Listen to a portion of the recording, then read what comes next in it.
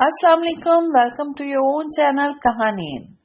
आज मैं लाई हूँ आप लोगों के लिए एक कंप्लीट नॉवेल जिसका नाम है हाय ये मासूमियत।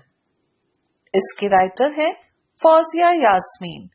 चलिए चलते हैं नॉवेल की जानिब। कुछ लोगों की जिंदगी बड़ी पुरसुकून होती है। वो अगर कुछ गलत करते हैं तो हालात ऐसा रुख अख्तियार कर लेते हैं कि सब ठीक हो जाता है। और कुछ लोगों की जिंदगी में सुकून ही नहीं होता।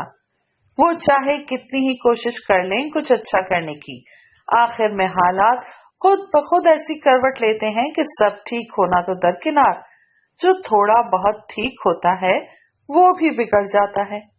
अक्लमंदी का तकाजा तो यही है कि ऐसे लोगों से दूर रहा जाए, मगर मेरी भी आदत कुछ ऐसी है जिस काम से मुझे मना किया जाए कभी अनजाने में और कभी जानबूझकर मुझसे वही हरकतें सरजद हो जाती हैं। बचपन में टीवी पर हिदायत सुनी, तमाम दवाएं बच्चों की पहुंच से दूर रखें। बस फिर क्या था, मैं सबसे पहले दवाओं की अलमारी में घुस गया कि आखिर दवाओं में ऐसा क्या है।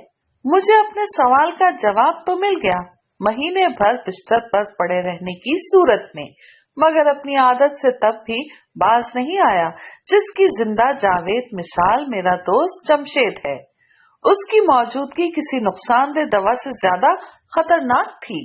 बचपन से ही मुझे लगता कि उसके साथ दोस्ती करके मैं फायदे में कम और घाटे में ज्यादा रहता हूँ, लेकिन उसके बावजूद मैं उससे कभी कतई ताल्लुक न कर सका, क्योंकि वो इतना ढीठ है कि अगर उसे जान छुड़ाने की कोशिश करो तो वो और भी जान को आ जाता। और फिर मैं खुद भी कुछ उसके साथ का आदी हो गया था। ये और बात थी कि मैं ये सच उस पर कभी जाहिर नहीं करता था। बचपन में मैंने सिर्फ उसका नाम सुनकर उसे दोस्ती की थी। उसका नाम जमशेद था और मैं शौकी। वह जासूसी नॉवेल के 2 मशहूर किरदार। उसके साथ किसी मुहिम पर जाते हुए वो खुद को इंस्पेक्टर जमशेद और मैं खुद को शौकी ब्रदर्स ही समझ रहा होता था। बस एक ही कलक था, एक दोस्त और मिल जाता तो हम उसे इंस्पेक्टर कामरान मिर्जा का रोल दे देते, मगर मुहिम के इख्तिताम पर हमारा हाल सीमून और जीमॉफ जैसा होता। बजाय लोगों की दाद और तालियां समेटने के हमारे हिस्से में हमेशा मार पिटाई ही आई थी। बड़े होने पर भी हम सुधरे तो नहीं, अलबत्ता इतने समझदार हो गए कि अपने कारनामे घर वालों तक पहुंचने न देते, क्योंकि बचपन भले ही गुजर गया था मगर खुद को डिटेक्टिव समझने की आदत बदस्तूर बाकी रही। अगर घर वालों की तरफ से जबरदस्त पिटाई का खतरा न होता तो हम दोनों इसी शोबे को अपना लेते, मगर मरते क्या न करते, पढ़ाई खत्म करके दिल पर पत्थर रख कर ऑफिस की जॉब करनी पड़ी। मेरे डैडी का असर रसूख बहुत था, इसलिए मुझे बड़ी आसानी से उनकी सिफारिश से बड़ी अच्छी जॉब मिल गई। मगर खानदान वालों पर हमने यही जाहिर किया कि ये मुलाजमत मुझे मेरी काबिलियत के बलबूते पर मिली है। मगर दोस्ती में कैसा पर्दा, जमशेद को मैंने सब बता दिया, जिस पर उसने छूटते ही कहा, यार तुम्हारे अब्बा की इतनी जान पहचान है, उनसे कहो मुझे भी कहीं जॉब दिला दें। तुमने तो कुछ दिन पहले ही इतनी अच्छी फर्म में इंटरव्यू दिया है, पहले वहां से जवाब का इंतजार तो कर लो। मैंने याद दहानी कराई, क्योंकि इंटरव्यू से वापस आकर वो बहुत खुश था। बकौल उसके, अगर वहां काम बन गया तो जिंदगी बन जाएगी। इंतजार तो मैं कर ही रहा हूँ, लेकिन इतने इंतजार के बाद अगर उन्होंने रिजेक्ट कर दिया तो क्या ये बेहतर नहीं कि अंकल पहले ही उस फर्म में बात कर लें, ताकि अगर वो किसी दूसरे उम्मीदवार की वजह से कंफ्यूज हैं तो तुम्हारे वालिद की सिफारिश पर आसानी से मेरे हक में फैसला कर दें। बात तो उसकी सही थी। मैंने अब्बू से बात की। हस्बे तवक्का उस फर्म में भी अब्बू के वाकिफ कार निकल आए। अब्बू ने फौरन जमशेद का नाम और बायोडेटा बताकर पुरजोर इसरार किया कि इसी को रखा जाए, मगर जमशेद उन लोगों में से था जिनका सीधा सीधा होता काम भी रुकावटों का शिकार हो जाता। अब्बू के वाकिफकार ने जब फर्म के मालिक मलिक असगर से बात की तो वो भड़क उठे। वो कोई बहुत उसूली किस्म के शख्स थे। उन्होंने इस सिफारिश पर जमशेद की फाइल ही फाड़ दी। साथ ही ये इंकिशाफ भी कर दिया कि उन्होंने खुद भी जमशेद का ही इंतखाब किया था और आजकल में ही उसका अपॉइंटमेंट लेटर तैयार करने का ऑर्डर देने वाले थे। इसे कहते हैं लेने के देने पड़ना। जमशेद ने सुना तो उसका इतना सा मुंह निकल आया तो मैं फिर किसी जासूसी नॉवेल के ज़हीन व फतीन किरदार की तरह एक प्लान तरतीब देने बैठ गया। उन्हें जमशेद से कोई शिकायत नहीं थी। जमशेद ने मेरे कहने पर उन्हें फोन करके उनसे माजरत भी कर ली और निहायत फुला बनते हुए ये कहा कि उसे सिफारिश के बारे में हरगिज कुछ मालूम नहीं था, मगर दूसरी तरफ बैठा शख्स भी इतनी बड़ी फर्म चला रहा था। उसने जमशेद से बात बहुत अच्छी तरह की, मगर उसे जॉब तब भी न दी। ऐसे हालात में मेरे कंप्यूटर से भी ज्यादा तेज जहन ने एक चाल चलनी शुरू कर दी। अगर जमशेद कोई ऐसा काम करता है जिससे मलिक असगर की नजरों में उसकी इंसानियत, हमदर्दी, इंकिसारी, बहादुरी, चालाकी और खुददारी वगैरह वगैरह साबित हो जाए, तो वो जो एक सिफारिश की वजह से उससे बदजन हो गए हैं दोबारा उसकी खूबियों के कायल हो जाए। और ये सब करना हमारे लिए कोई मुश्किल काम भी नहीं था। कहानियों में ऐसे कई हादसे पढ़े थे जिनकी नकल करके जमशेद को उनकी नजरों में आराम से हीरो बनाया जा सकता था। बस एक ही मसला था, हमारे पास किरदारों की कमी थी। मैं और जमशेद दो ही दोस्त थे, बाकी सब वक्त गुजारने के साथी थे तो जरूर, मगर वो पेट के इतने हल्के और अकल के इतने कच्चे थे कि उनकी दोस्ती जी का जंजाल वाला मामला था। उन्हें ऐसी खतरनाक मुहिम में शामिल करना गोया अपने पांव पर खुद कुल्हाड़ी मारने के मुतरादिफ था। चनाचा इस एक कमी के साथ समझौता करते हुए खुद ही चेहरे पर रुमाल बांधकर डाकू का किरदार अदा करने के लिए तैयार हो गया। जिस शख्स से अब्बू ने जमशेद की सिफारिश कराई थी, उनके जरिए मलिक असगर के मामूलात का अच्छी तरह पता लगाने के बाद मैं और जमशेद शाम के 4 बजे उस क्लब के सामने जा खड़े हुए जहां वो हर छुट्टी में बाकायदगी से गोल्फ खेलने आया करते थे और 5 बजे यहाँ से फारिग होकर घर के लिए रवाना होते थे। इस्लामाबाद का मौसम नवंबर शुरू होते ही अच्छा खासा सर्द हो गया था और उस वक्त तो आसमान इतना अबरालूद हो रहा था जैसे बादल अभी बरस जाएंगे। ऐसे खतरनाक मौसम में वो इलाका हमारी तवक्का और ख्वाहिश के ऐन मुताबिक काफी सुनसान था। मैं आसानी से खिलौने की पिस्तौल दिखाकर उनसे गाड़ी छीन सकता था। ऐसे में जब वो खौफ और हरास से नीम जान होने लगते, तब जमशेद ऐन मौके पर किसी हीरो की तरह एंट्री मारकर उनकी गाड़ी और जान बचा लेता। वो 2-4 घूंसे मुझे मारकर गाड़ी की चाबियां छीन लेता और मैं किसी फिल्मी विलन की तरह अपनी हिफाजत की कोई कोशिश किए बगैर और खुद से कोई वार करने की जिद्दोजहद किए बगैर वहां से दुम दबाकर भाग जाता। जिसके बाद जमशेद उनकी हालत के पेश नजर उनकी गाड़ी ड्राइव करके उन्हें घर तक छोड़ने जाता और जिसके नतीजे में वो उसे अगले ही दिन आकर ऑफिस ज्वाइन कर लेने की खुशखबरी सुना देते। पूरी प्लानिंग करके जब हम वहां पहुंच गए और सूरत हाल का अच्छी तरह जायजा ले लिया, तब 5 बजने में 5 मिनट पहले हमेशा की तरह बिल्कुल आखिरी लम्हे में जमशेद के सर पर एक अनदेखा पत्थर लगा और उसकी खोई हुई याददाश्त वापस आ गई। यार शौकी, अगर उन्होंने ये पूछ लिया कि मैं इस वक्त इस वीराने में क्या कर रहा हूँ तो मैं क्या कहूँगा? मैं चौंक कर उसकी शक्ल देखने लगा। इस बारे में तो हमने सोचा ही नहीं था, जबकि कभी इम्कान थे कि जमशेद का शुक्रिया अदा करने के बाद वो सबसे पहले उसकी यहाँ मौजूदगी का सबब ही पूछते। तुम कह देना मैं भी इस क्लब का मेंबर हूँ, मैंने सोचते हुए कहा। क्या बात कर रहे हो? मुझे तो ये भी नहीं पता अंदर कौन कौन से स्पोर्ट्स होते हैं, और गोल्फ तो वो खेलते हैं, उसका तो मैं नाम भी नहीं ले सकता। गोल्फ की मुझे अलिफ बे भी नहीं आती और ना ही उन्होंने मुझे पहले कभी देखा है। कहीं वो समझ ना जाए कि ये सब रचा रचाया ड्रामा है। हस्बे आदत एक के बाद एक खदशे गिनवाते हुए वो हद से ज्यादा परेशान नजर आने लगा। तुम हर बात में इतना नेगेटिवली सोचते हो कि अगर कुछ सही भी होने वाला हो तो गलत हो जाए। तुम अभी अंदर जाओ और एक पॉम्फलेट उठा लाओ, अगर पढ़ने का वक्त मिल गया तो ठीक, वरना कह देना आज ही यहाँ आए हो मेंबरशिप लेने। जमशेद के हवाइयां उड़ते चेहरे पर इत्मीनान दौड़ गया। वो फौरन झाड़ से निकलकर क्लब की तरफ बढ़ गया। मैंने उसे तो मुतमईन कर दिया, मगर कुछ देर बाद मेरा अपना इत्मीनान खोने लगा।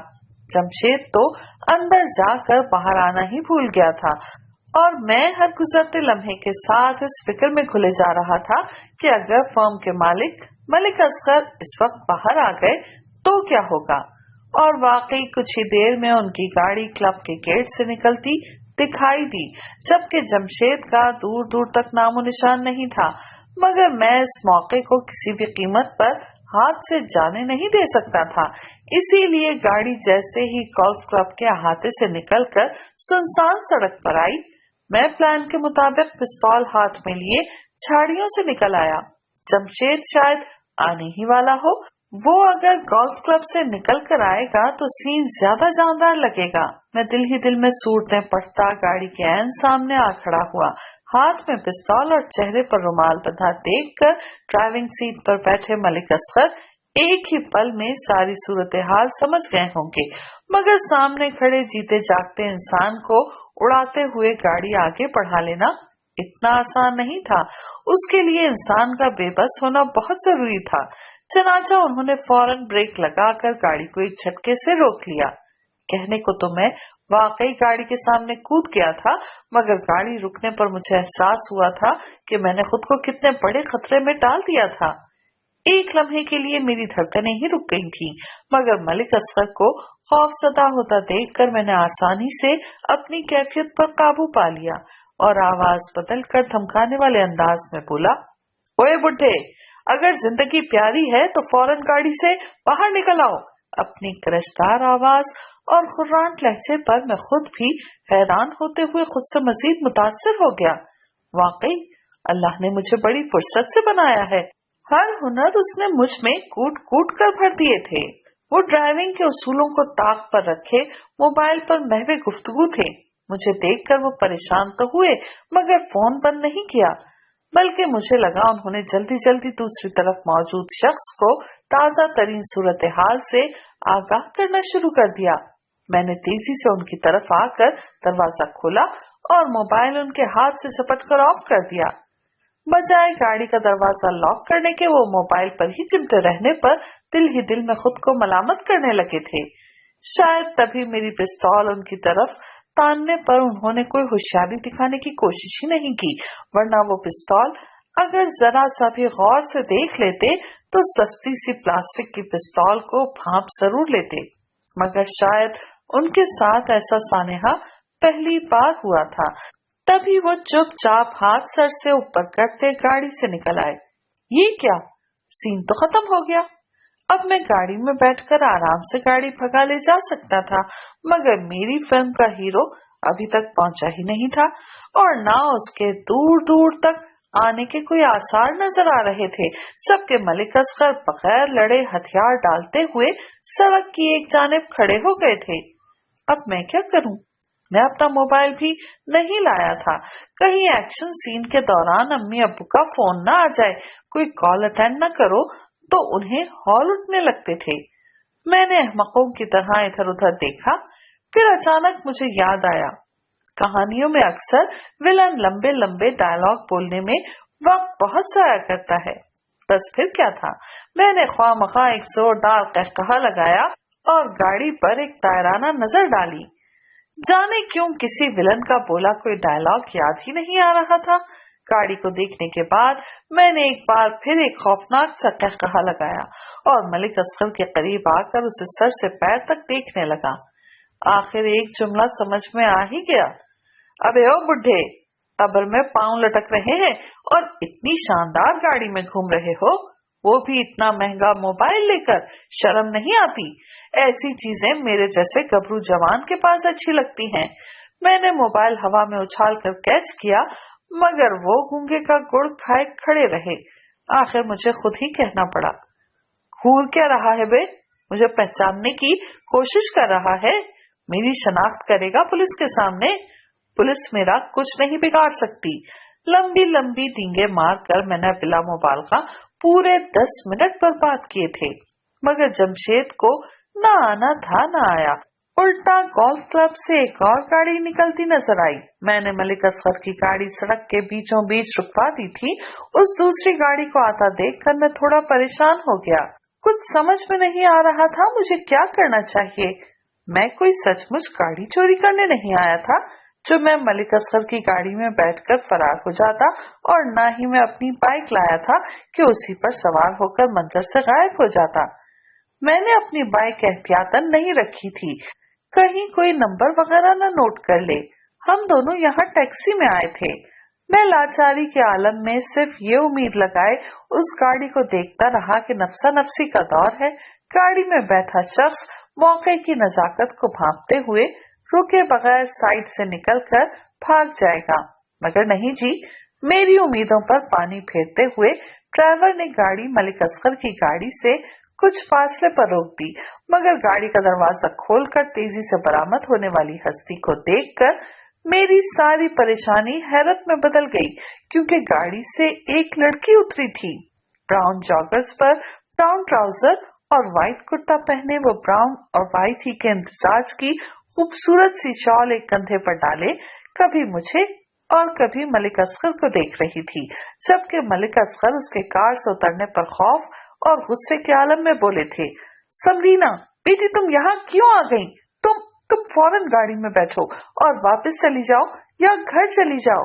मलिक असगर बेरब्त बोले जा रहे थे, मगर उस लड़की पर जैसे असर ही नहीं हो रहा था। वो गाड़ी का दरवाजा थामे अपनी जगह खड़ी रही। अब उसकी नजरें मुझ पर जमी हुई थीं, मगर मुझे भला एक लड़की से क्या खौफ महसूस होता। उल्टा मुझे सूरत हाल संभालना ज्यादा आसान लगने लगा। मेरी समझ में नहीं आ रहा था कि मैं मलिक असगर से कितनी बातें करूं कि वक्त गुजर सके, मगर एक लड़की के मंजर पर आ जाने से मैं खुद को पहले से ज्यादा घटिया और गिरा हुआ बदमाश साबित कर सकता था। ये लड़की मलिक असगर की कोई जानने वाली होगी, तभी वो उसका नाम जानते थे। अब उसे छेड़कर मैं मलिक असगर की दुखती रग के साथ खेल सकता था, ताकि जमशेद के आने पर वो उसके एहसानमंद होने के साथ साथ उसके गर्विदा भी हो जाएंगे। मैं मलिक असगर की तरफ पलटते हुए उस लड़की की तरफ बढ़ने लगा। मैं अल्लाह के हुक्म की तरफ से चश्मपोशी करते हुए जमीन पर ऐसे अकड़कर चल रहा था जैसे वाकई जमीन को फाड़ दूंगा या आसमान को छू लूंगा। इस बीच मैंने अपनी आंखों में खबासत भरने की भी भरपूर कोशिश की, मगर उस लड़की के सपाट चेहरे पर खौफ की कोई परछाई न लहराई, तो मुझे अंदाजा हुआ कि मैं इस कोशिश में ज्यादा कामयाब नहीं हुआ हूँ। अलबत्ता मलिक असगर का दिल सूखे पत्ते की तरह कांप रहा था। वो बदस्तूर बेटी समरीना को वापस लौट जाने की हिदायतें दे रहे थे, इस बात की परवाह किए बगैर कि अब वो अपनी मर्जी से कोई कदम उठाने की मुतहमिल नहीं रही थी। मगर उनकी हिदायतों से इतना जरूर पता चल गया था कि मलिक असगर अभी थोड़ी देर पहले इसी समरीना से बात कर रहे थे, और वो ये जानने के बाद ही गाड़ी लेकर क्लब से निकली थी। अगर मेरी जगह कोई असली चोर होता तो अब तक फरार हो चुका होता। वो शायद मलिक असगर को पिक करने के इरादे से ही निकली होगी, लेकिन चोर को बदस्तूर जाए वारदात पर डटा देखकर अब वो यहाँ आने पर जरूर पछता रही होगी। मगर ताज्जुब की बात ये थी कि उसके चेहरे से उसका पछताना वगैरह जाहिर नहीं हो रहा था।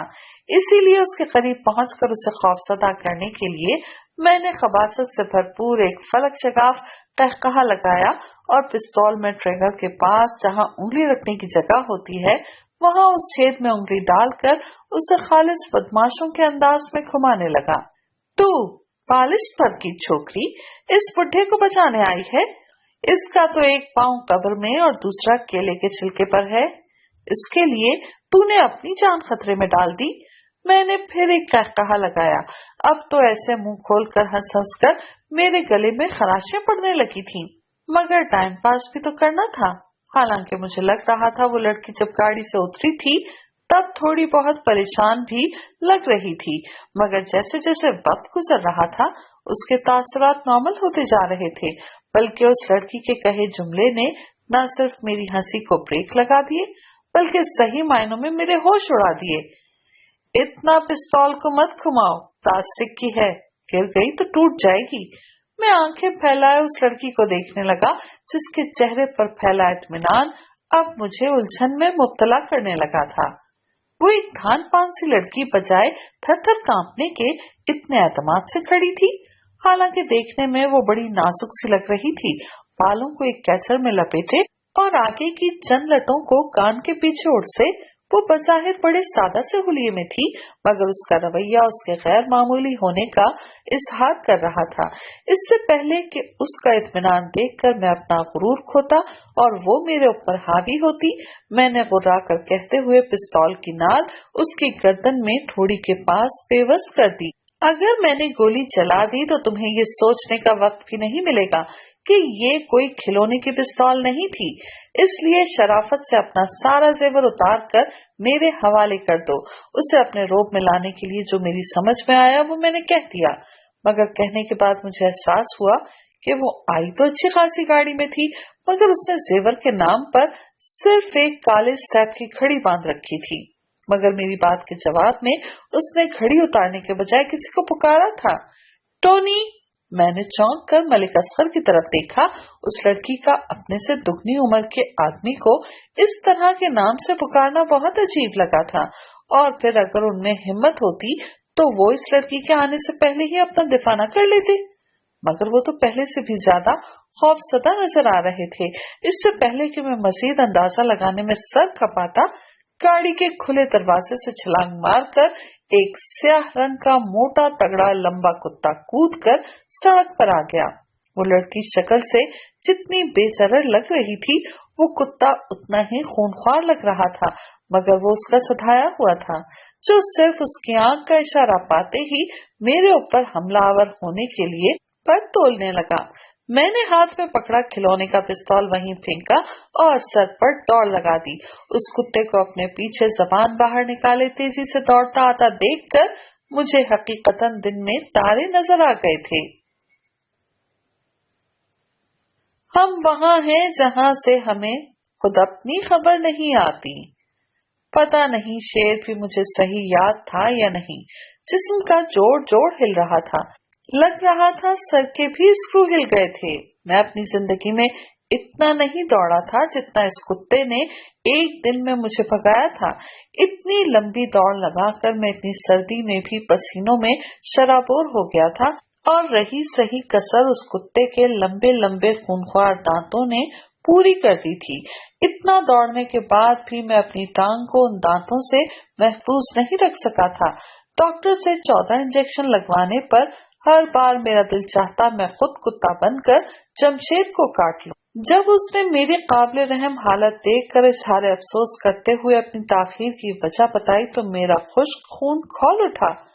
वो अंदर गया तो अंदर ही स्पोर्ट्स के सामान की एक दुकान नजर आ गई, जहां बेहतरीन जैकेट्स, ट्राउजर और टी शर्ट्स देखकर वो अपने मौजूदा हुलिये को बदलने के लिए बेचैन हो गया और दुकान में घुस गया। वहां ट्रायल रूम में मुख्तलिफ कपड़े आजमाते हुए वो ये भूल ही गया कि उसे सिर्फ हीरो नजर ही नहीं आना बल्कि हीरो बनकर कहीं पहुंचना भी है। मुझे जितनी गालियां याद थी मैं उसे 100 बार दे चुका था, फिर भी मेरी तसल्ली नहीं हुई थी, क्योंकि कुछ देर तो वो शर्मिंदा नजर आने की कोशिश करता रहा। फिर आखिर बहुत देर की जब्त की हंसी उबल पड़ी। कुछ देर में उसे कहर बरसाती नजरों से घूरता रहा और उसे शर्म दिलाने की कोशिश करता रहा, मगर उस चिकने घड़े पर क्या असर होता। आखिर मुझे मानना पड़ा कि आजकल भलाई का जमाना ही नहीं है, इसलिए दिल ही दिल में अहद कर लिया कि आइंदा उसकी शक्ल भी नहीं देखूंगा। मगर वो किसी मरी हुई चुड़ैल की तरह मुझसे चिमट गया था। रोज मेरे घर आकर बैठ जाता और इधर उधर की हाँकना शुरू कर देता। जब उसकी किसी बात में चाहते हुए भी मैं दिलचस्पी लेने पर मजबूर हो जाता तो वो फौरन टोकते हुए ऐसी बात कह देता कि मेरा मुंह फूल कर गुब्बारा बन जाता। क्या जब तुम्हें कुत्ते ने काटा था तब तुम्हारी शक्ल कैसी हो रही थी? उसकी बात सुनकर मैं उसे मुहावरतन नहीं बल्कि हकीकतन धक्के देकर घर से निकाल देता, मगर मैं उसका दाखिला मुकम्मल तौर पर बंद नहीं कर सकता था, क्योंकि मेरा मूड ज्यादा खराब देखकर वो ढीठ बल्कि महा ढीठ ब्लैकमेलिंग पर उतर आता। ठीक है, अगर तुम बात नहीं करना चाहते तो मैं आंटी के पास जाकर बैठ जाता हूँ और उन्हें बताता हूँ कि उनका बेटा उनसे कितने झूठ बोलता है। जिन जख्मों को वो एक आवारा कुत्ते की कारस्तानी बताता है, वो एक लड़की को छेड़ने के जुर्म लड़की को छेड़ने के। मैं उस झूठ पर बिलबिला उठा तो वो मासूमियत से आंखें पटपटाने लगा। जाहिरी बात है यार, अब मैं उनसे ये तो नहीं कह सकता कि तुम गाड़ी चोरी करने गए थे। इतना पैसा होने के बावजूद ऐसी हरकतें करना नफ्सियाती मरीज होने की निशानदेही करता है, और असल सूरत हाल से आगाह करने का तो सवाल ही पैदा नहीं होता। वैसे भी तुम्हारे पास कोई सबूत नहीं है अपनी बेगुनाही का। मेरा दिल चाहता मैं मेज पर रखा पेपर वेट खींच कर उसके मुंह पर दे मारूं, मगर बड़ी मुश्किल से खुद पर जब्त करते हुए सिर्फ इतना कहता, मुझे कोई जरूरत नहीं है किसी पर अपनी बेगुनाही साबित करने की। मुझे कोई फर्क नहीं पड़ता कोई मेरे बारे में क्या सोचता है। मैं दिल ही दिल में उसकी धमकी से मरूब होने के बावजूद बज़ाहिर बड़े गुरूर से कहता, कहते हैं गुरूर का सर नीचा होता है, तो वाकई मैंने गर्दन अकड़ाकर शान बेनियाजी से जो कहा, कुछ दिन बाद वो जुमला खुद ही मेरे मुंह पर आ लगा। अब्बू के कोई दोस्त थे, रिटायर्ड कर्नल मुस्तफा, जिनसे अब्बू का मिलना जुलना बहुत कम था, लेकिन अचानक अम्मी को उनके घर जाने का शौक हो गया, वो भी मुझे साथ लेकर। वरना हम लोग जिस सर्कल से ताल्लुक रखते थे वहाँ अपने दोस्तों के यहाँ बच्चों समेत जाने का रिवाज नहीं था। इसीलिए अम्मी की इस अजीबोगरीब फरमाइश पर पहले तो मैं हैरान हुआ, मगर जल्द ही मेरी हैरत दूर हो गई। जिस तरह उन्होंने खास तौर पर कर्नल मुस्तफा की बेटी का जिक्र और तारीफ की थी, उससे सारा माजरा मेरी समझ में बखूबी आ गया। जब से मैंने जॉब शुरू की थी, अम्मी को अपने तमाम जानने वालों की लड़कियों में बड़ी दिलचस्पी हो गई थी। वो जिस महफिल में जाती, लड़कियों का बायोडेटा पूछने बैठ जाती। कर्नल मुस्तफा की बेटी को देखे हुए उन्हें काफी अरसा हो गया था, फिर पहले के मुकाबले में वो अब उसे खास जांचती हुई नजरों से देखना चाहती थी, जिसके लिए एक तफसीली मुलाकात की सख्त जरूरत थी। इसलिए वो मुझे एक ही दफा में अपने साथ ले जाना चाहती थी, क्योंकि उनके घराने से इतने गहरे मरासिम नहीं थे कि इतनी जल्दी बार बार जाया जा सके। मैं खुशी खुशी बन ठन कर बहुत सारा परफ्यूम स्प्रे करके सबसे पहले तैयार हो गया। अम्मी तो अक्सर मेरी बलाएं लेती रहती थी, मगर अब्बू की नजरों में अपने लिए सताइश देखकर मुझे यकीन हो गया कि मैं वाकई बहुत अच्छा लग रहा हूँ। हालांकि अभी रिश्ते की कोई बात शुरू भी नहीं हुई थी। अम्मी अब्बू ने मुझसे भी कुछ नहीं कहा था, मगर मैं ऐसे यकीन के साथ जा रहा था जैसे वो तो इनकार कर ही नहीं सकते। बस मुझे लड़की को देखकर फैसला करना है। मगर बैल के जवाब में जैसे ही नौकर ने दरवाजा खोला, एक कुत्ते ने जोर जोर से भौंकना शुरू कर दिया। जिस तरह सांप का डसा रस्सी को भी सांप समझता है, उसी तरह कुत्ते की आवाज सुनकर मैं ऐसे अलर्ट हो गया जैसे ये वही कुत्ता हो और मुझे देखते ही मेरे पीछे लग जाएगा। अंदर आ जाएं सर, ये घर का पालतू कुत्ता है और पिछले हिस्से में बंधा हुआ है। बस जरा नए लोगों की खुशबू पाकर भौंकने लगता है, आप परेशान न हो। उस नौकर के सफाई देने पर मुझे खासी शर्मिंदगी हुई, अपने इस तरह आश्कार हो जाने पर। खास तौर पर कर्नल मुस्तफा भी उसी वक्त बाहर आ गए। नौकर की बात से वो भी मेरी कैफियत समझते हुए इत्मीनान दिलाने वाले अंदाज में बोले, अरे वो कुत्ता बंधा हुआ है, फिक्र की कोई बात नहीं। कहने के साथ ही वो अबू की तरफ बढ़े तो अबू उनसे बगलगीर होते हुए हंस कर बोले, हम फिक्र कर भी नहीं रहे, बस ये हमारे बरखुरदार को कुछ हफ्तों पहले ही एक आवारा कुत्ते ने काटा है, इसलिए वो कुछ बौखला गया है। मैं जी भर कर बोर हुआ था अब्बू की इस वजाहत पर, लेकिन मेरे मामले में अब्बू का बोलना फर्ज होता था, चाहे वो मेरी खूबी में हो या खामी में। उनकी बात पर कर्नल मुस्तफा चौंक उठे। उनके मुतजस्सिस होने पर अब्बू ने मेरा सुनाया किस्सा पूरी तफसील के साथ सुनाना शुरू कर दिया, यहाँ तक कि उनकी बीवी भी तशरीफ ले आई। हम लोग ड्राइंग रूम में जाकर बैठ भी गए, मगर उनका किस्सा खत्म न हुआ और फिर तो ऐसा लगने लगा जैसे हम यहाँ कुत्तों और कुत्तों के सताए लोगों पर ही सैर हासिल गुफ्तगू करने यहाँ आए हों। कर्नल मुस्तफा को जाने कौन कौन से किस्से याद आने लगे। मैं एक सिंगल सोफे पर बैठा तकरीबन ऊँघने लगा था जब एक खूबसूरत सी आवाज मेरी समातों से टकराई। कोई लड़की ड्राइंग रूम में दाखिल हुई थी। उसकी पुश्त मेरी जानिब थी। उसने अम्मी अब्बू को सलाम करने के बाद कर्नल मुस्तफा को मुखातिब किया था। पापा, ये टोनी इतना भौंक क्यों रहा है? टोनी के नाम पर मैं ऐसे उछला जैसे मुझे बिच्छू ने डंक मारा हो। मलिक असगर ने उस लड़की का नाम मेरे सामने कई बार लिया था, मगर अम्मी के मुंह से उसका नाम सुनकर मुझे जरा भी ख्याल नहीं आया था कि ये वही समरीना हो सकती है। मगर टोनी का नाम तो मैं मरकर भी नहीं भूल सकता था। पता नहीं समरीना, जब से ये लोग आए हैं वो ऐसे ही शोर कर रहा है, बल्कि शोकी बेटा तो इसके भौंकने पर अच्छे खासे हड़बड़ा भी गए थे। कर्नल मुस्तफा ने मेरी तरफ इशारा करते हुए फौरन ही खबरनामा नशर कर दिया। समरीना ने पलटकर मेरी तरफ देखा और अपनी जगह ठिठक गई। मैंने तो डर के मारे सर उठाया ही नहीं, जाने उसके चेहरे पर क्या तासुरात देखने को मिल जाए।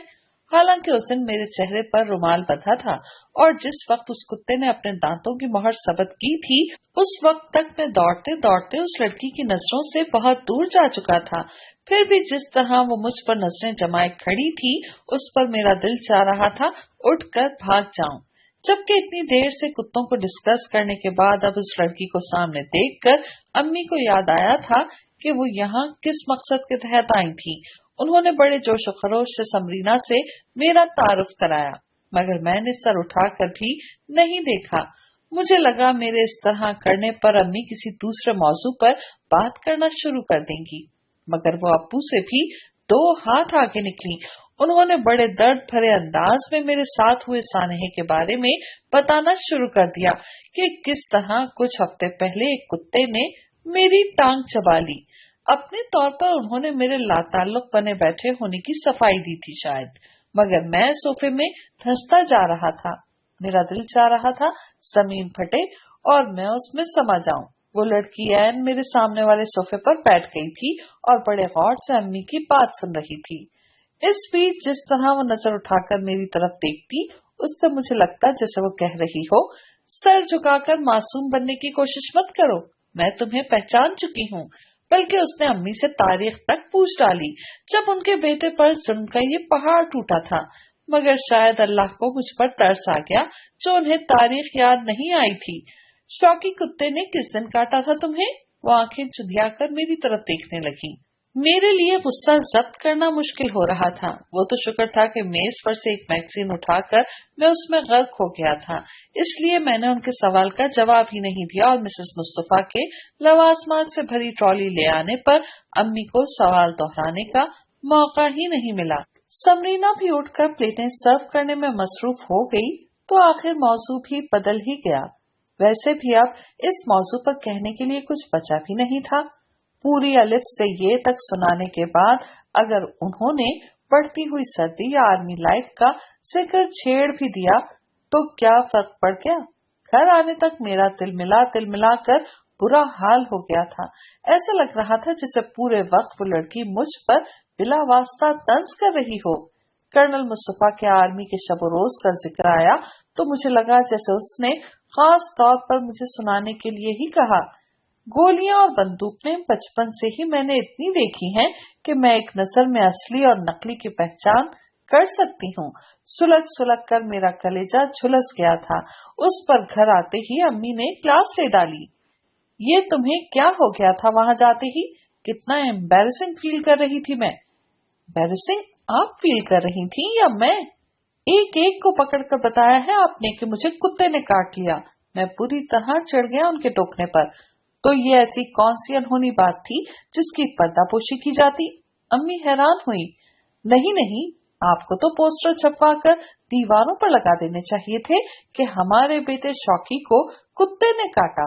मैं पांव पटकता अपने कमरे की तरफ बढ़ने लगा कि अब्बू बोल पड़े।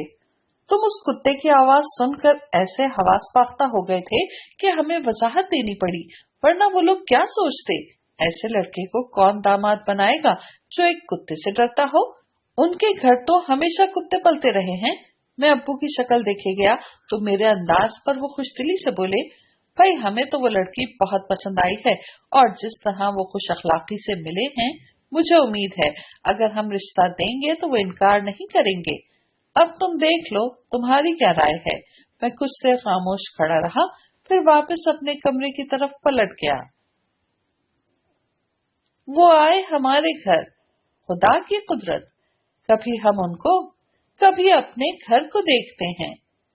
जमशेद ने मुझे देखते ही चहक कर शेर पढ़ा तो मैं एक खफकी भरी नजर उस पर डालता उसके बिस्तर पर बैठ गया।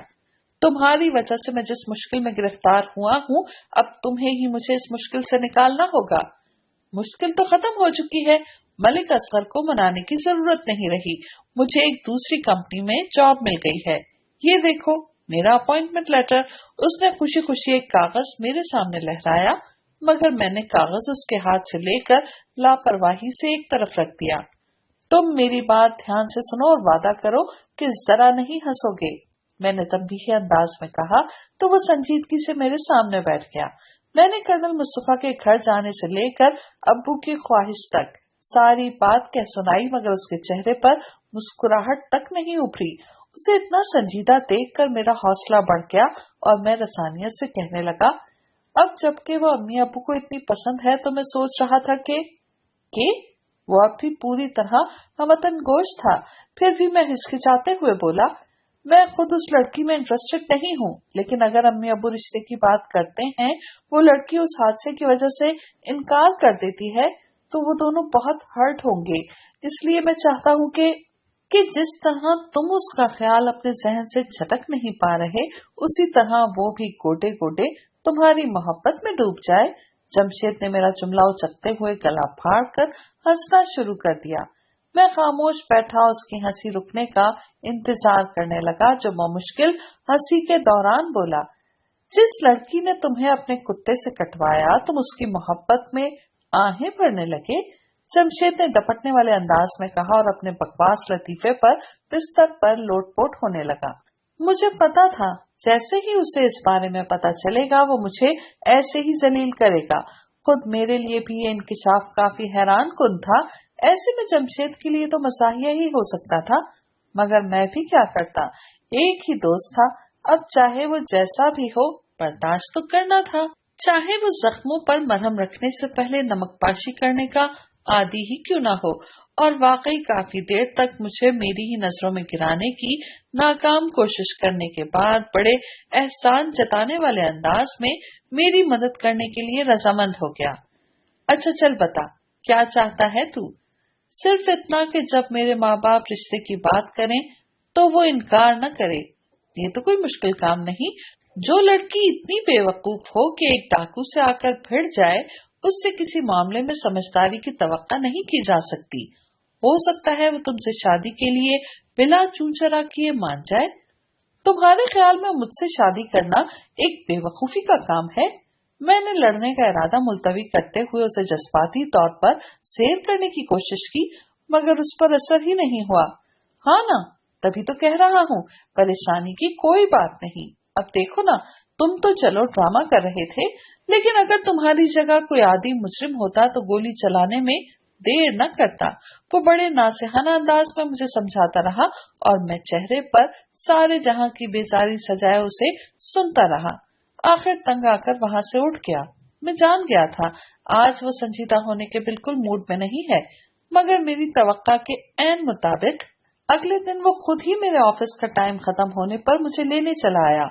मैंने भी बदला लेते हुए सारा काम इत्मीनान से खत्म किया। वैसे भी ऑफिस टाइम खत्म होने के बाद भी मैं तब तक घर नहीं जाता था जब तक काम खत्म न हो जाए, लिहाजा उसे पौन घंटा इंतजार में सड़ाने के बाद जब मैं उसके साथ निकला तो उसने मुझे वाकई हैरान कर दिया। क्या बेहतरीन तरकीब बताई थी उसने, वो भी ऐसे बेहतरीन मौके पर।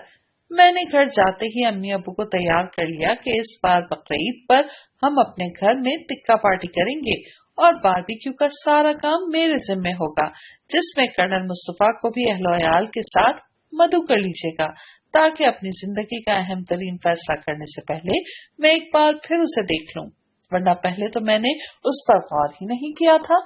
हालांकि मैं वहां जाने से पहले ही समझ गया था कि मुझे वहां किस मकसद के लिए ले जाया जा रहा है, और उस दिन तो मैं वाकई उस पर गौर नहीं कर सका था, मगर पहली मुलाकात में मैं उस पर इतना गौर कर चुका था कि मजीद गौर करने की हाजत नहीं थी।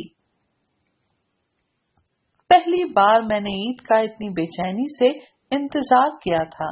आखिर अल्लाह अल्लाह करके ईद आई, कुर्बानी हुई और शाम में हमारे घर तमाम मेहमानों ने आना शुरू कर दिया।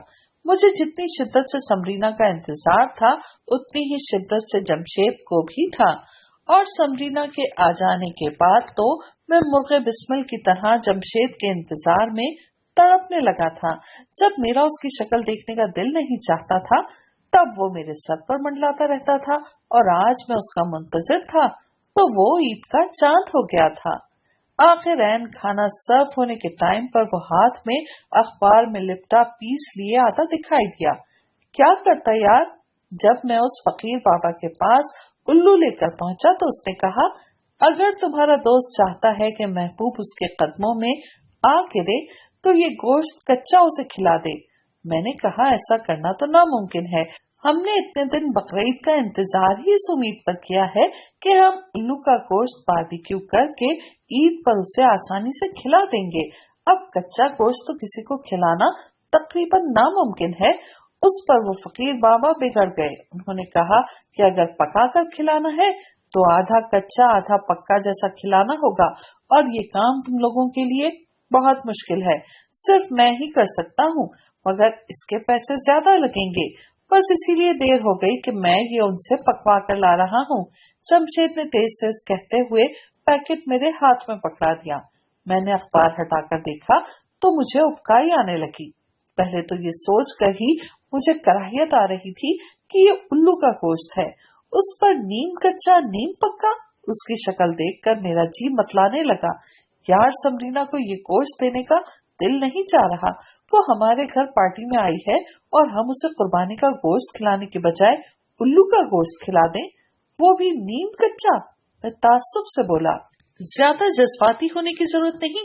मुझे तुम्हें भी उस फकीर बाबा के पास ले जाना चाहिए था तो तुम देखते वो कैसी पहुंची हुई चीज है।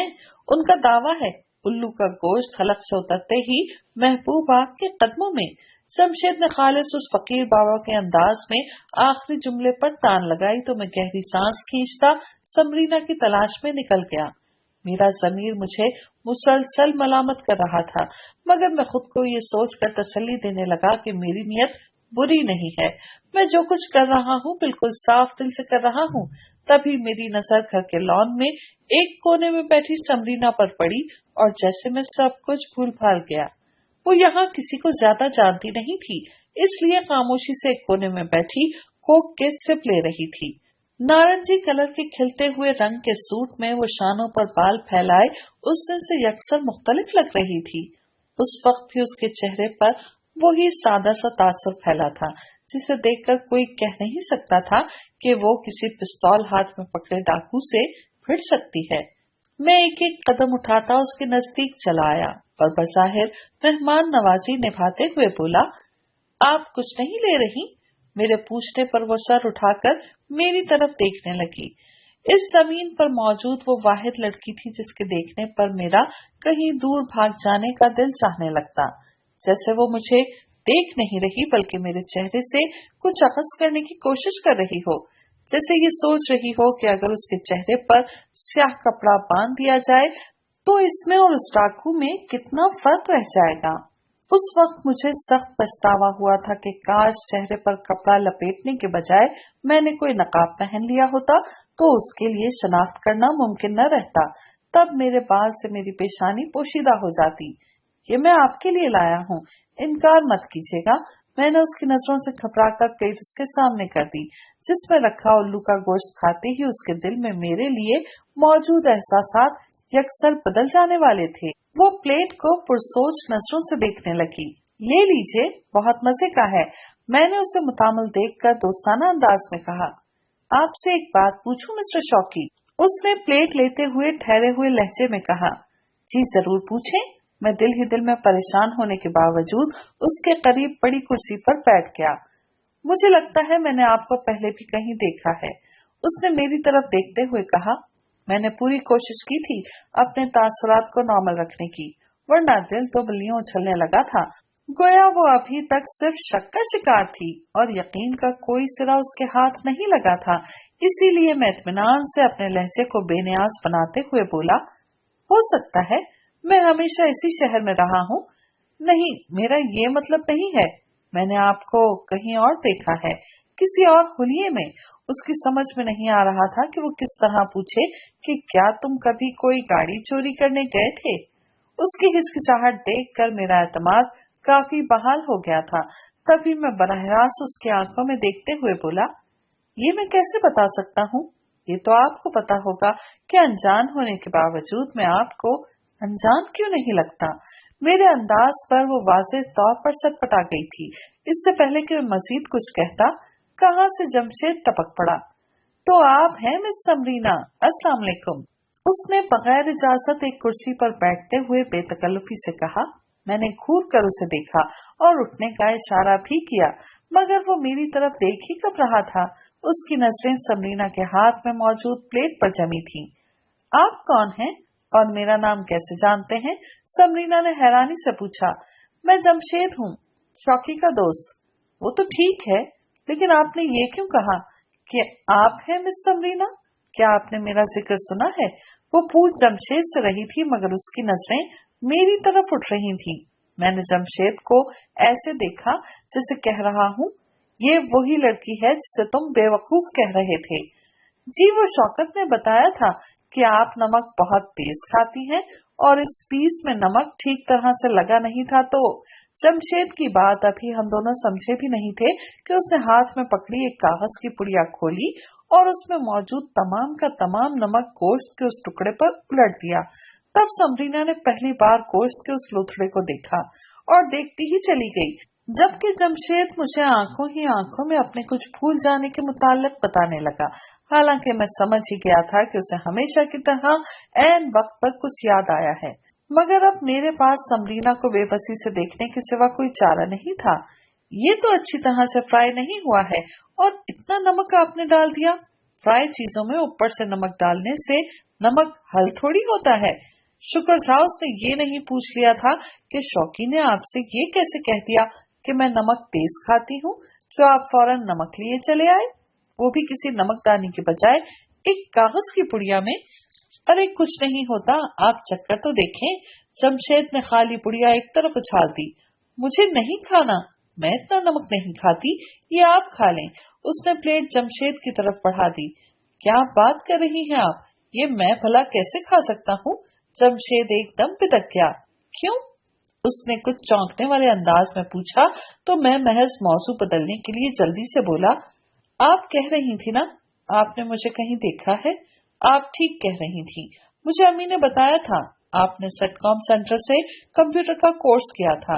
मैं इस मालूमात का फायदा उठाते हुए कुछ कहना ही चाहता था कि जमशेद बोल पड़ा, शौकी यार स्टॉप इट। जब तुम्हारे चेहरे पर रुमाल बंधा हुआ था तो फिर तुम्हें जरूरत क्या है तस्लीम करने की? हम दोनों को सांप सूंघ गया। मैं एक शौक के आलम में घिरा जमशेद को तक रहा था और वो एक शौक के आलम में घिरी मुझे देख रही थी। क्या हुआ? मैंने कुछ गलत कह दिया क्या? हमारे रद्द अमल पर वो भी ठिठक कर खिजल से लहजे में पूछने लगा। गोया इतना बड़ा धमाका करके भी उसे खबर नहीं हुई थी कि उसने क्या कर दिया है। समरीना एक झटके से खड़ी हुई और प्लेट कुर्सी पर पटक कर जाने लगी तो जमशेद हड़बड़ाकर सफाई देते हुए बोला, अरे आप गलत समझ रही हैं, मैं कुछ और कह रहा था। ये वो थोड़ी है जो आप समझ रही हैं। इसके पास इतना पैसा है, इसे क्या जरूरत है किसी मलिक असगर की गाड़ी चोरी करने की? समरीना ने पलटकर एक ताज्जुब भरी नजर मुझ पर डाली और फौरन आगे बढ़ गई। जमशेद उसके पीछे जाने के लिए उठा, मगर मैंने चटकते हुए लहजे में उसे रोक दिया। खबरदार, जो तुमने मुंह से एक लफ्ज भी निकाला तो। मुझे शदीद गुस्सा आ रहा था, मगर अब क्या हो सकता था। समरीना को तो पहले सिर्फ शक था, लेकिन अब तो उसके शक की तस्दीक हो गई थी। मेरा दिल चाह रहा था मैं जाकर उसे रोक लूं, मगर वो भला अब मेरी बात क्यों सुनती। मैं अपने दिल को रोकता अपने कमरे में चला गया और कमरे में बंद हो गया। इस बात की भी परवाह नहीं की कि मेरे इस तरह कमरा बंद करके बैठ जाने पर मेहमान क्या सोचेंगे। सारी रात में जागता और कुटता रहा। अभी मेरा जख्म भरा भी नहीं था कि सुबह 7 बजे समरीना ने मुझे फोन करके एक और सदमे से दो चार कर दिया। उसके गुस्से से भरी आवाज सुनकर मैं एक लम्हे के लिए भी खुशफहमी का शिकार नहीं हुआ, मगर उसने जिस वजह से फोन किया था उसका तो मैं तसव्वुर भी नहीं कर सकता था। आपने अपने यहाँ खाने में हराम की आमदनी के अलावा और क्या मिलाया था? जी, मेरी समझ में खाक भी नहीं आया। मैं आपके घर से खाना खाए बगैर आ गई थी तो मेरे पीछे पीछे खाने का एक पैकेट चला आया जो यकीनन आपने भेजा होगा। दिल तो चाहा उसी देने वाले के मुंह पर मार दूं, मगर मैं अपने वालिदैन पर कुछ जाहिर नहीं करना चाहती थी, लेकिन मैं हराम की आमेजिश से बने उस खाने को खाने का तसव्वुर भी नहीं कर सकती थी। रिस्क को फेंकने पर दिल आमादा न हुआ तो वो फ्राइड पीस मैंने अपने कुत्ते टोनी को खिला दिया, लेकिन उसे खाने के बाद टोनी सारी रात उल्लू की आवाज में रोता रहा। मैं पूछती हूँ, आखिर उस खाने में क्या मिला था? इससे पहले कि मगज खाकर गिर पड़ता, मैंने रिसीवर क्रेडल पर रख दिया। मेरी समझ में नहीं आ रहा था कि जमशेद के साथ क्या कर डालूं। वाकई अक्लमंद दुश्मन बेवकूफ दोस्त से लाख दर्जे बेहतर होता है। इतना कुछ होने के बावजूद उसने उल्लू का गोश्त उसी रात समरीना के घर भिजवा दिया।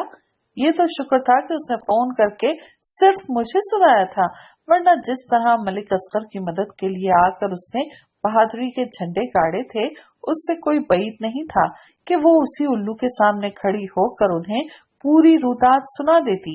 मैंने वक्ती तौर पर खामोशी अख्तियार कर लेने में ही आफियत समझी और जमशेद से भी कुछ न कहा।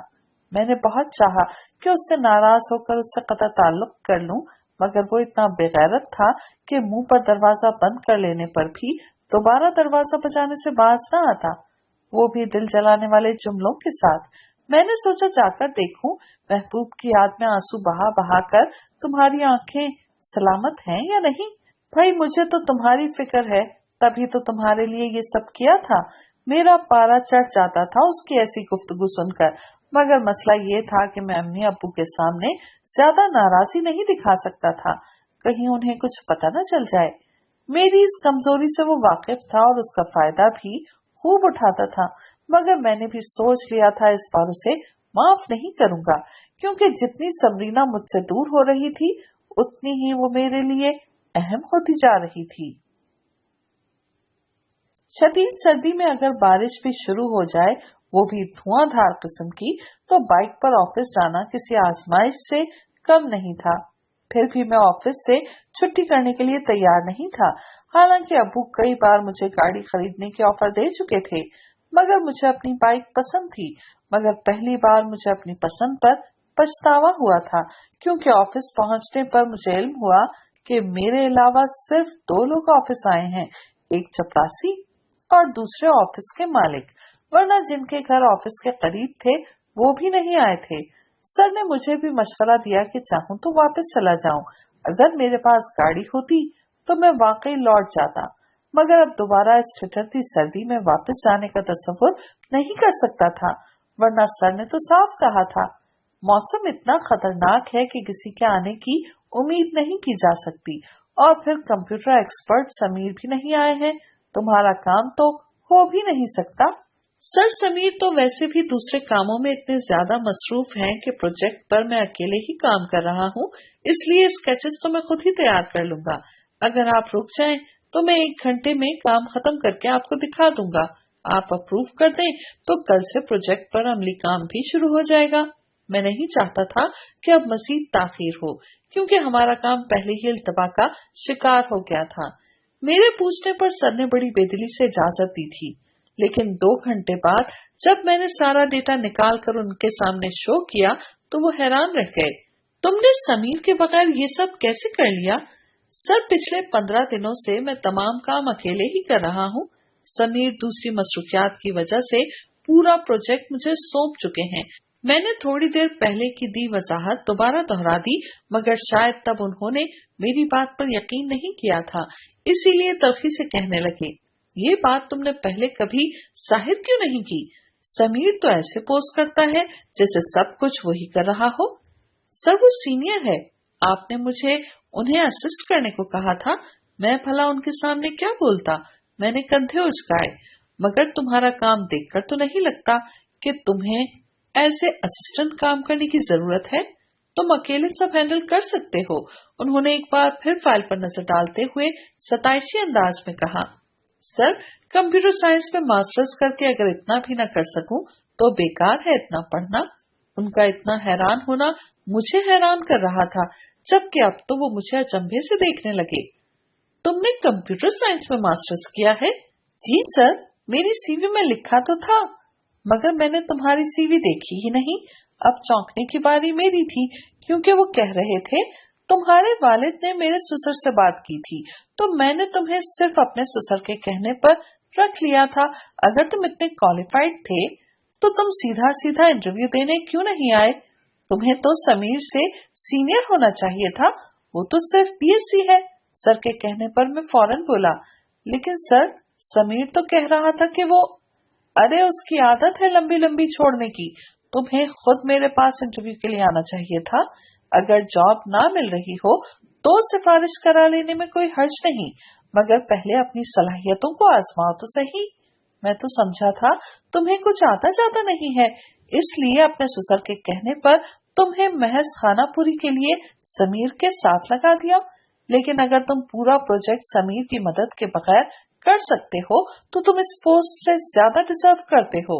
तुमने अपने साथ बड़ी ज्यादती की है शौकी। सर तासुब से मुझे देखने लगे तो मैं सफाई देने वाले अंदाज में कहने लगा, सर मुझे लगा आजकल जॉब सिफारिश के बगैर मिलती ही नहीं। मैं ख्वामखा इंटरव्यू देने जाऊं और मेरे पास तो एक्सपीरियंस भी नहीं है। तुम्हारा सोचना बिल्कुल सही है, मगर जहां तक हो सके हर काम को प्रॉपर तरीके से करने की कोशिश करनी चाहिए। जब तमाम जायज कोशिशें नाकाम हो जाएं, तब किसी मुतबादिल के बारे में सोचना चाहिए। तुम अगर सही काम भी गलत तरीके से करोगे तो वो गलत ही लगेगा। आज मैं तुम्हें बताऊं, मैंने तुम्हें बड़ी बेदिली से जॉब दी थी, सिर्फ अपने ससुर के लिहाज में। फिर मैंने देखा कि चाहे कितनी भी देर हो रही हो तुम अपना काम खत्म करके ऑफिस से जाते हो, मगर तब भी मुझे यही लगता कि तुम्हें इतने बड़े ऑफिस में जॉब मिल गई है बगैर किसी सलाहियत के, इसलिए तुम इस जॉब को बरकरार रखने के लिए महज दिखावा करते हो, वरना काम तो सारा समीर संभालता है। मैं खामोशी से उन्हें देखता रहा। कहने को कुछ था ही नहीं। सर तक मेरी कारकर्दगी पहुंचती ही नहीं थी। मैं समीर का असिस्टेंट था। मैं जो काम करता उसका क्रेडिट वो आराम से अपने सर ले जाता। वाकई गलती तो मेरी अपनी है। मुझे सीधे सादे तरीके से इंटरव्यू देने आना चाहिए था। अब्बू से सिफारिश कराकर मैंने ऑफिस आने से पहले अपना तासुर खराब कर लिया था। हालांकि अब्बू का सोचना यह था कि वो किसी नाअहल की सिफारिश नहीं कर रहे, लेकिन मेरी काबिलियत को आजमाए बगैर महज जान पहचान का फायदा उठाना वाकई अपने साथ ज्यादती ही थी। सर ठीक कह रहे थे, सिर्फ नियत का सही होना काफी नहीं होता, काम करने का तरीक़ाकार भी ठीक होना चाहिए। ऑफिस में मेरा इतनी जल्दी और इस कदर अचानक प्रमोशन हुआ था कि सब हैरान रह गए थे। खुद अब्बू भी कितनी देर के लिए खामोश रह गए थे जब मैंने उन्हें अपने और सर के बीच होने वाली गुफ्तगू के मुतालिक बताया। जमशेद के मामले में भी तो हमारे साथ यही हुआ था, बल्कि मलिक असगर के ऑफिस में अब्बू के वो वाकिफकार जिनके जरिए अब्बू ने जमशेद की जॉब की सिफारिश की थी, उन्होंने सिर्फ एक दफा बातों बातों में तस्करा किया था कि मलिक असगर ने गोल्फ खेलना बिल्कुल छोड़ दिया है, बल्कि उनकी भांजी वहाँ बैडमिंटन खेलने जाती थी। उन्होंने बहन को फोन करके उसे भेजने से भी मना कर दिया कि वहाँ का रास्ता ठीक नहीं है। उनकी बात सुनकर मुझे अफसोस उस वक्त भी हुआ था, लेकिन मैंने कोई अमली कदम नहीं उठाया था। मगर अब मैंने अपनी गलती सुधारने के लिए उनका नंबर लेकर उन्हें कॉल की और सारी सूरत हाल से आगाह कर दिया। पहले तो वो काफी बिगड़े, जमशेद को भी बहुत बुरा भला कहा, मगर मेरे मुसलसल माजरत भरे जुमले को सुनते सुनते उनके जलाल में कमी आ गई। तभी वो तंबीही अंदाज में बोले, इस बार तो मैं तुम्हें माफ कर रहा हूँ, मगर दोबारा ऐसी हरकत किसी के साथ नहीं करना। वैसे भी ये सब तुम्हारे बस की बात नहीं है। मेरी भांजी ने उसी वक्त कह दिया था कि या तुम कोई बहुत अनाड़ी चोर थे या तुम गाड़ी चोरी करने के इरादे से आए ही नहीं थे। समरीना के जिक्र पर मैं चौकन्ना हो गया। उसने ये अंदाजा कैसे लगाया, क्योंकि चोर इतना वक्त जाया नहीं करते। खैर, जो हुआ अच्छा नहीं हुआ। तुम चाहते तो माजरत ना भी करते, लेकिन तुम्हारे माफी मांगने से मेरे दिल पर से एक बोझ उतर गया। वरना मेरी भांजी ने जो तुम्हारे साथ किया था उसे देखकर मैं हर वक्त परेशान रहता था, कहीं वो चोर बदला लेने कभी वापस न आ जाए। मगर वो ये समझती ही नहीं थी, कर्नल की बेटी है ना। उनकी बात पर मैं बेसाख्ता मुस्कुरा दिया। मैं खुद भी माफी मांगकर हल्का फुल्का हो गया था। मैं किसी की मुसलसल परेशानी का सबब बना हुआ था। मासरत करके मैंने किसी का बोझ कम कर दिया था। यह एहसास काफी खुशगवार था, बल्कि मैं तो ये सोचा करता था कि समरीना ने मेरी असलियत अपने वालिदैन को क्यों नहीं बताई। तो मुझे इस सवाल का जवाब भी मिल गया। कर्नल या आर्मी में होना और बात होती है, और बेटी का दुश्मन या मोल लेते फिरना और बात है। बल्कि उसने मलिक असगर से भी इसलिए जिक्र नहीं किया होगा कि अगर वो गुस्से में मेरे खिलाफ कोई एक्शन लेते हैं तो भी उसके वालिदैन को खबर हो जाती। मैं ऑफिस से घर आया तो कर्नल मुस्तफा और उनकी बीवी को बैठा देखकर हैरान रह गया। वो सिर्फ एक बार हमारे घर आए थे, वो भी बकरीद की टिक्का पार्टी में, जब हमने उन्हें खुद बुलाया था। उसके बाद से अम्मी उन्हें अक्सर बुलाती रही थी, मगर वो हर बार टाल जाते थे। बहुत देर हो गई तुम्हें, कर्नल मुस्तफा ने मेरे सलाम का जवाब देते हुए खुश दिली से कहा। वाकई वो सब खाना खाकर फारिग भी हो गए थे। अगर मुझे पता होता कि आज आप लोग आ रहे हैं तो मैं ऑफिस का डिनर छोड़ कर आ जाता। हमारा भी अचानक ही प्रोग्राम बना था। दरअसल हम तो रोज ही आने का सोचते थे, मगर तुम्हारी अम्मी का इसरार था समरीना को साथ जरूर लाएं। और कैसा जा रहा है ऑफिस? कर्नल मुस्तफा कुछ कहते कहते बात पलट गए, मगर उनकी अनकही बात का मतलब मैं बखूबी समझ गया। जाहिर बात थी, समरीना मेरे घर आना ही नहीं चाहती थी। मगर उस वक्त मेरी हैरत दो चंद हो गई जब अम्मी ने कहा, समरीना सोचती होगी यहाँ आकर उसे बोर ही होना है। अब भी बेचारी कब से अकेली बैठी थी। आखिर मैंने कहा, शौकी के कमरे में चली जाओ, उसके पास किताबों का ढेर जमा है, कुछ न कुछ तो मिल ही जाएगा वक्त गुजारने के लिए। पता नहीं अम्मी ने ये बात मुझे सुनाने के लिए कही थी या ऐसे ही बता रही थी, क्योंकि समरीना के मामले में मैंने अभी तक कोई वाज़ेह जवाब नहीं दिया था। इनकार मैं करना नहीं चाहता था और इकरार करने का फायदा नहीं था, इसलिए उनके पूछने पर मैं यही कहकर टाल जाता, अम्मी मैं उस लड़की को जानता ही कितना हूँ जो उसके बारे में राय दूं। मेरे जवाब पर वो चिढ़ जाती, क्योंकि मैं उनके घर जाने के लिए तैयार नहीं होता था और वो हमारे घर आने की हामी नहीं भरते थे। जान पहचान हो तो कैसे हो। पता नहीं आज के बच्चे क्या जानना चाहते हैं। हमारी भी तो शादी हुई थी, हम कब जानते थे एक दूसरे को, मगर एक साथ खुश है ना। अम्मी बड़बड़ा कर रह जाती। मैं थोड़ी देर उनके पास बैठकर अपने कमरे में आ गया। वो किताबों के रैक के पास खड़ी किसी किताब की वक्त गर्दानी कर रही थी। शायद सफेद रंग उसका पसंदीदा कलर था, इसलिए इस वक्त भी वो सफेद सलवार कमीज में बालों की पोनी बांधे बहुत पाकीज़ा और निखरी हुई लग रही थी। उसे अपने कमरे में इतने पुरसुकून अंदाज में खड़ा देखना मुझे कोई ख्वाब लग रहा था। इसीलिए मैं चुपचाप खड़ा उसे देखता रहा, क्योंकि मुझे मालूम था मुझ पर नजर पड़ते ही वो फौरन यहाँ से चली जाएगी और मैं नहीं चाहता था कि ये खूबसूरत ख्वाब टूट जाए। मगर थोड़ी देर में उसे खुद ही किसी की आमद का एहसास हो गया था। उसने सर उठाकर मेरी तरफ देखा, मगर खिलाफ तवक्का उसके चेहरे पर नागवारी फैलने के बजाय मुस्कुराहट दौड़ गई। इतनी अच्छी किताबें तुम पढ़ते भी हो या सिर्फ लोगों पर रोब झाड़ने के लिए सजा ली हैं? उसके हाथों में हकीम मोहम्मद सईद का ये जापान है मौजूद थी। उसने मेरी छोटी अलमारी नहीं देखी थी, तभी ऐसा कह रही थी, वरना वहाँ हर तरह के जासूसी नॉवेल देखकर ये बात कभी न कहती। मैं उसे जवाब देने के बजाय उसकी इस दर्जे खुश मिजाजी पर हैरानी से उसे देखता रहा, जो मजीद कह रही थी, क्योंकि दोस्ती के मामले में तुम्हारा इंतखाब काफी बुरा है और उस पर भी इतने बेवकूफ दोस्त के लिए तुमने इतना बड़ा खतरा मोल ले लिया। बड़े ताज्जुब की बात है, गोया उसके मामू मलिक असगर ने उसे सब बता दिया था और इस वक्त वो यकीनन जमशेद के बारे में ही बात कर रही थी। मैं बदस्तूर खामोशी से उसके सामने जा खड़ा हुआ, जो तसलसल से कह रही थी, जब तुमने मामू की गाड़ी रोकी थी वो मोबाइल पर मुझसे ही बात कर रहे थे। बाहर निकलकर जब उन्होंने मौसम के तेवर देखे तो मुझे फौरन घर लौट जाने का हुक्म दे दिया। मुझे उसी वक्त उन्होंने बता दिया था कि कोई नकाबपोश उनकी गाड़ी रुकवा रहा है। मैंने कहा भी आप उसे उड़ाते हुए निकल जाएं, मगर वो इस किस्म के आदमी नहीं थे। इससे पहले कि मैं कुछ और कहती फोन कट गया। मैं इतना घबरा गई थी कि अपनी जान की परवाह किए बगैर फौरन बाहर निकल गई। मुझे यकीन था मेरे पहुंचने तक चोर भाग चुका होगा, मगर तुम्हें बदस्तूर पिस्तौल लिए उनके सर पर खड़ा देखकर मैं यही समझी कि तुम किसी जाती दुश्मनी की बुनियाद पर आए हो। हालांकि मुझे इस मामले में पढ़ना नहीं चाहिए था, मगर मामू को खतरे में देखकर मैं खुद को रोक न सकी और करीब आकर तुम्हारी हरकतें देखकर मेरा खौफ काफी कम हो गया। मुझे लगा या तो तुम बिल्कुल अनाड़ी हो या ये सब करने के पीछे तुम्हारा मकसद कुछ और है। इसीलिए जब मुझे ये पता चला कि ये सब किसी मुजरिम या हालात के सताए नौजवान की बजाय पापा के एक इतने वेल ऑफ दोस्त के बेटे की कारस्तानी थी, तो मुझे यकीन हो गया कि तुम्हारा मकसद गाड़ी चुराना नहीं था, बल्कि तुम ये सब एक एडवेंचर के तौर पर कर रहे थे।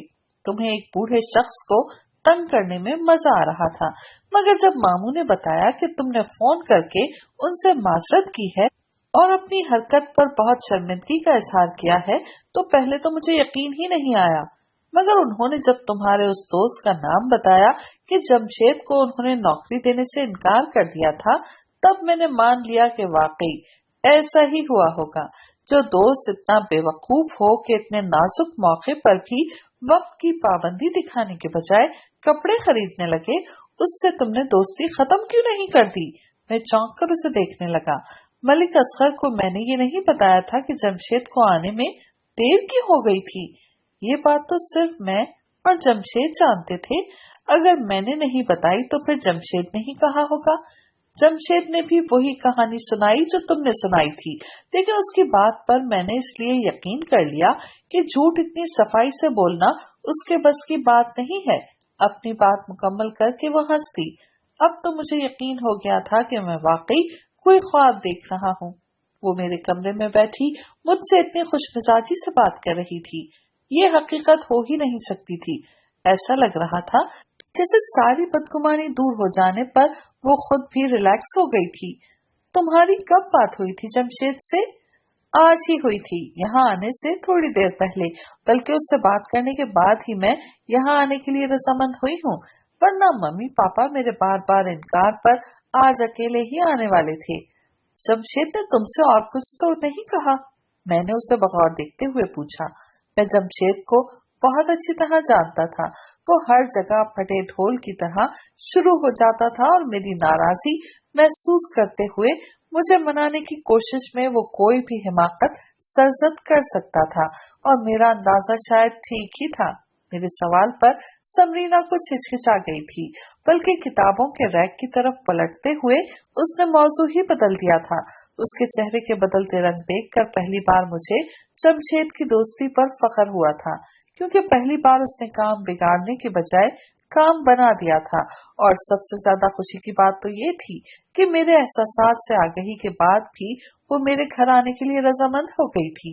अभी मैं उससे कुछ कहना ही चाहता था कि जमशेद मेरे कमरे में आंधी तूफान की तरह दाखिल हुआ और अपनी आदत के मुताबिक इधर उधर देखे बगैर जोर जोर से बोलने लगा। शौकी शौकी, फकीर बाबा का पढ़ा हुआ उल्लू का गोश्त असर कर गया। आज शाम मेरे पास समरीना का फोन आया था। जिस तरह वो तुम्हारे बारे में पूछ रही थी, अगर तुमने सुना होता तो तुम्हें भी अंदाजा हो जाता कि वो तुम्हारे बारे में किस तरह सोचने लगी है। जमशेद, मेरी आवाज हलक में अटक रही थी। फिर भी उसे चुप कराने के लिए मैं बमुश्किल बोला, मगर उसके जोशो खरोश के सामने ये गुटी गुटी सी आवाज दब कर रह गई। वो वैसे ही बोलता रहा।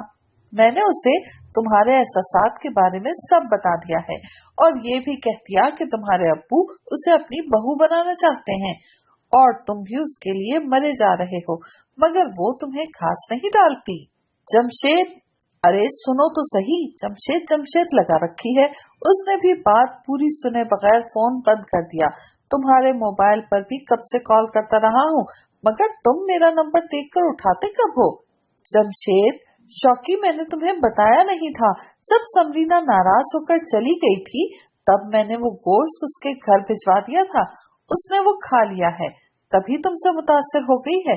बाबा ने कहा था, उल्लू का गोश्त खाते ही ठीठ से ठीठ महबूब अपनी सारी अकड़ छोड़कर आपके कदमों में आ गिरेगा। जमशेद, समरीना तुम्हारे पीछे खड़ी है। आखिर मेरी धाड़ पर उसकी कैंची जैसी जबान को ब्रेक लग गए, मगर अब क्या फायदा था, तीर कमान से निकल चुका था।